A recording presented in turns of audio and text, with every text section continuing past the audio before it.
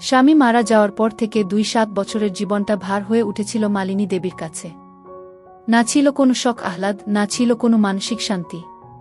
সংসার কি করে চলবে এই চিন্তায় তিনি বিপর্যস্ত হয়ে পড়েছিলেন। সংসার বলতে দুটো পেট, তিনি আর তার ১-৯ বছরের দেওর সুনীল। সম্বল বলতে স্বামীর পোস্ট অফিস থেকে পাওয়া মাসিক ১,৫০০ টাকার পেনশন। এতে কি আজকের বাজারে দুজন মানুষের পেট ভরে বছর কেটে যাচ্ছিল। অবস্থা ক্রমশ আরও খারাপ হচ্ছিল। বাড়ির প্লাস্টার ভেঙে পড়ছে, টিউবওয়েল ভাঙা, সারাবার পয়সা নেই। গায়ের কাপড় পাতলা হতে হতে ছিঁড়ে যাওয়ার মতো অবস্থা। একদিন খেতে খেতে মালিনী তার দেওরকে বললেন, এভাবে আর সংসার চলছে না, তুই এবার একটা চাকরি খুঁজে দেখ। সুনীল উত্তর দিল, চাকরি কি গাছে ফলে যে চাইলেই পেয়ে যাব। তবুও দিদি তাকে বোঝালেন, চেষ্টা তো করতে হবে। ঘরের ছেলেরা যদি কিছু না আনে তবে সংসার চলবে কিভাবে। আলোচনার এক পর্যায়ে পুরনো দুঃখের কথা উঠল। সুনীল হঠাৎ শুনে অবাক হল, যে দাদাকে সবাই সম্মান করত তার জীবনেও ছিল অন্ধকার একদিক। মালিনী চোখে জল নিয়ে বললেন, তোর দাদা বাইরের খারাপ সঙ্গের দিকে টান পেত, এ কারণেই সংসারে অশান্তি হতো। স্বামী মারা যাওয়ার পর মালিনী দেবীর সংসার যেন আগুনের কুণ্ডলী হয়ে উঠল। দিনে দিনে দুঃখ আর অভাব ঘিরে ধরল তাকে। সংসারে মানুষ বলতে সে আর তার ছোট দেওর সুনীল, বয়সে মাত্র ১৯। দিদিকে ভরসা করেই দিন কাটত তার। কিন্তু ভরসার পাশাপাশি সংসারের দায়ও তো আছে। পেনশনের ১,৫০০ টাকায় মাসের খরচ চলে না। চাল, ডাল, তেল, লবণ, ওষুধ, জামাকাপড় সবকিছুর দাম আকাশছোঁয়া। একদিন ভাতের থালা সামনে রেখে মালিনী বলে উঠল, এভাবে আর সংসার চলছে না, তুই যদি কিছু না করিস তবে এই সংসার ভেসে যাবে। সুনীল কিছুক্ষণ চুপ থেকে উত্তর দিল, চাকরি কি গাছে ফলে যে ইচ্ছে করলেই পেয়ে যাব, তবে চেষ্টা করব দিদি। কথার ভেতরেও তার চোখে মুখে ছিল অদ্ভুত দ্বিধা। মালিনী তখনও বিশ্বাস করতে পারছিল না এই ছেলে আদৌ পারবে কিনা। কিন্তু সময় তো থেমে থাকে না। কয়েকদিন পর থেকেই সুনীল কাজের খোঁজে নামল চারদিকে। কখনো বাজারে গিয়ে লোকেদের জিজ্ঞেস করে ছোটখাটো কাজ আছে কিনা, কখনো আবার স্কুলের সামনে দাঁড়িয়ে টিউশনের খোঁজ করে। তবু তেমন কিছু হচ্ছে না। এদিকে ঘরে অভাব চেপে বসছে আরও।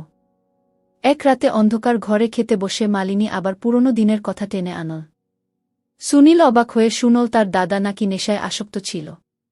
বাইরের খারাপ সঙ্গেই সংসার ভাঙত, অশান্তি হতো।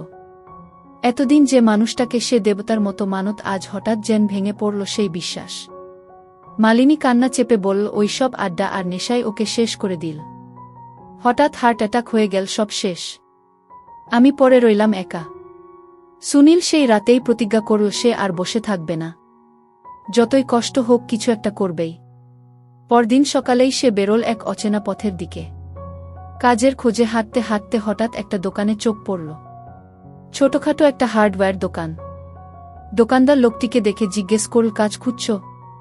সুনীল মাথা নেড়ে হ্যাঁ বলতেই লোকটা বলল, দোকান গুছিয়ে বসিয়ে দেওয়ার জন্য একটা লোক লাগবে। টাকা কম, তবে প্রতিদিন খাওয়া দাওয়া জুটবে। সুনীল এক মুহূর্ত দেরি না করে রাজি হয়ে গেল। সেই দোকানেই শুরু হলো তার নতুন জীবন। দিদিকে খবর দিয়ে সে খুশিতে ভরে উঠল। মালিনীর চোখে তখন আশার আলো। তবে তার মনে ভয়ও কাজ করছিল, বাইরের দুনিয়া যেমন কঠিন তেমনি প্রলোভনে ভরা। সুনীল সেই প্রলোভনে টিকতে পারবে তো? দিন কেটে যেতে লাগল। কাজ শিখতে শিখতে সুনীল দোকানদারের বিশ্বাসও পেতে শুরু করল। কিন্তু এরই মাঝে একদিন হঠাৎ বাড়ি ফেরার পথে তাকে ঘিরে ধরল কিছু ছাচরা ছেলে। তারা বলল, আয় আমাদের সঙ্গে চল। এখানে এভাবে খাটনিতে কিছু হবে না। আসল টাকা কামাতে হলে আমাদের দলে যা। সিগারেট আর নেশার প্যাকেট বের করে এগিয়ে দিল তার দিকে। মুহূর্তে দাদার কথা মনে পড়ল সুনীলের। চোখে ভেসে উঠল দিদির কষ্টভরা মুখ। সে ঠান্ডা গলায় বলল, তোমাদের পথে আমি যাব না। আর দ্রুত বাড়ির দিকে পা বাড়াল। কিন্তু ছেলেগুলো হাসতে হাসতে বলল, বেশিদিন এভাবে টিকতে পারবি না রে। এই কথাগুলো তার মাথায় ঘুরপাক খেতে লাগল। বাড়ি ফিরে দিদির মুখ দেখে সে আবার দ্বিধা হল। সে জানত সামনে আরও অনেক লড়াই আছে। সংসার টেনে তুলতে হলে তাকে কেবল পরিশ্রমী নয়, রক্তের ঘামে দাঁড়িয়ে থাকতে হবে অটল হয়ে। কয়েকদিনের মধ্যে সুনীল দোকানদারের বিশ্বাস জিততে শুরু করল। সকাল থেকে রাত পর্যন্ত খেটে ক্লান্ত হলেও মনে শান্তি ছিল, কারণ দিদির মুখে প্রথমবারের মতো একটু হাসি ফুটেছে। কিন্তু সুখ বেশিদিন টিকল না। একদিন দুপুরবেলা দোকানদার হঠাৎ কোথায় যেন বাইরে চলে গেল। দোকান তখন প্রায় ফাঁকা। সুনীল তাক থেকে মালপত্র নামাচ্ছিল। হঠাৎ দুজন অচেনা লোক এসে দোকানে ঢুকল। তারা খুব দামি মালপত্র চাইল আর বলল তাড়াতাড়ি গুছিয়ে দাও। সুনীল সামান্য সন্দেহ পেলেও ভদ্রভাবে সব গুছিয়ে দিল। ঠিক তখনই দোকানদার ফিরে এল। চোখে মুখে তীব্র রাগ নিয়ে চিৎকার করে উঠল, চোর! চোরকে ধরে ফেলেছি! সুনীল হতভম্ব হয়ে গেল। দোকানদার বলল, এই ছেলে আমার মাল গোপনে বের করে দিচ্ছিল ওই দুই ছেলের হাতে। মুহূর্তে চারদিক থেকে লোক জড়ো হয়ে গেল। সবাই গালাগালি শুরু করল। কেউ বলল, এতদিন ভদ্র সাজছিল, আসলে চোর। কেউ আবার বলল, দিদি, দেওরের সংসার তো ভাঙা, এখন বুঝি টাকার লোভে এ কাজ করছে। সুনীল প্রাণপণে বোঝাতে লাগল, আমি নির্দোষ। আমি তো শুধু মালপত্র গুছিয়ে দিচ্ছিলাম। কিন্তু কে শোনে কার কথা? দোকানদার পুলিশের কাছে দেওয়ার হুমকি দিল। সেই মুহূর্তে ভিড়ের ভেতর থেকে এক বৃদ্ধ এগিয়ে এল। সে বলল, আমি দূর থেকে সব দেখেছি। ছেলেটা কাউকে কিছু দেয়নি, বরং ওই দুজন লোক সন্দেহজনকভাবে পালিয়ে গেছে। কথাটা শুনে সবাই থমকে গেল। দোকানদারের মুখ রং বদলাতে লাগল। সুনীলের বুক ধরফর করতে লাগল। এত বড় অপমান সে জীবনে ভাবেনি। চোখে ভেসে উঠল দিদির মুখ। যদি দিদি এ খবর শোনে তাহলে কি হবে? অপবাদ কতটা ভয়ঙ্কর হতে পারে সে যেন প্রথমবার টের পেল। দোকানদার পরে গলা নামিয়ে বলল, ভুল বোঝাবুঝি হয়েছে। কিন্তু ততক্ষণে আশেপাশের মানুষ অনেক কথাই বলে গেছে। সুনীল জানল এ লড়াই শুধু অভাবের নয়, সমাজের অপবাদ, সন্দেহ আর ষড়যন্ত্রের সঙ্গেও লড়তে হবে। সেই রাতেই দিদিকে কিছু না বলে চুপচাপ বসেছিল বারান্দায়। চোখের কোণে জমে থাকা অশ্রু আর বুকের ভিতর জমে থাকা প্রতিজ্ঞা একসাথে ঝড় তুলছিল। সে জানত রাস্তাটা ভয়ঙ্কর দীর্ঘ, কিন্তু তবুও লড়াই থামানো যাবে না। সেদিনের ঘটনার পর থেকে সুনীলের ভেতর এক ধরনের অদ্ভুত অস্থিরতা বাসা বাঁধল। দোকানদারের মুখের ওই অপবাদ যেন এখনও কানে বাজছে। দিদিকে সে কিছু বলেনি, কিন্তু মালিনী বুঝে ফেলেছিল ওর ভেতরে অশান্তি। রাতে খেতে বসে হঠাৎ বলল, কিছু হয়েছে সুনীল? তোর চোখে কেন এত দুঃখ? সুনীল মাথা নেড়ে বলল, না দিদি, কিছু হয়নি। কিন্তু চোখের জল গড়িয়ে পড়ল ভাতের প্লেটে। মালিনী আর জোরাজুরি করল না। সে জানত সংসারের বোঝা যেমন ভারী তেমনি ছেলেটার কাঁধে এখন পুরুষের দায়িত্ব। দিনগুলো আস্তে আস্তে কেটে যাচ্ছিল। দোকানে কাজ চালাচ্ছিল সুনীল, কিন্তু তার প্রতি দোকানদারের ব্যবহার পাল্টে গিয়েছিল। প্রতিটি কাজে সন্দেহ, প্রতিটি কথায় তাচ্ছিল্য। একদিন হঠাৎ দুপুরে দোকানদার তাকে বলল, শোন সুনীল, আজ থেকে আর তোর দরকার নেই। যা অন্য কোথাও গিয়ে কাজ খুঁজ। সুনীল স্তব্ধ হয়ে গেল।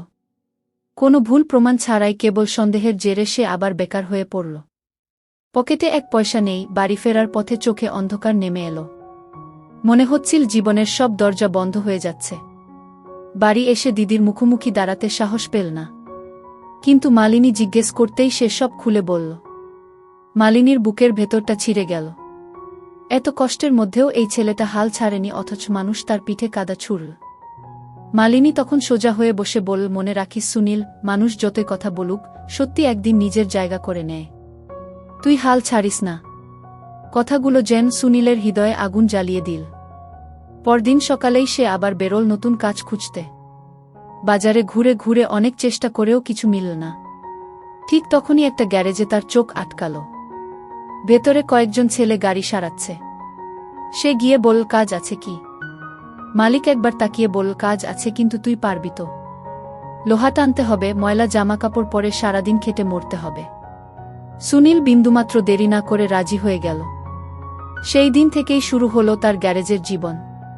তেলের গন্ধ, কালো ধোয়া, হাত কেটে রক্ত পড়া, সবকিছু শীতে শিখল সে।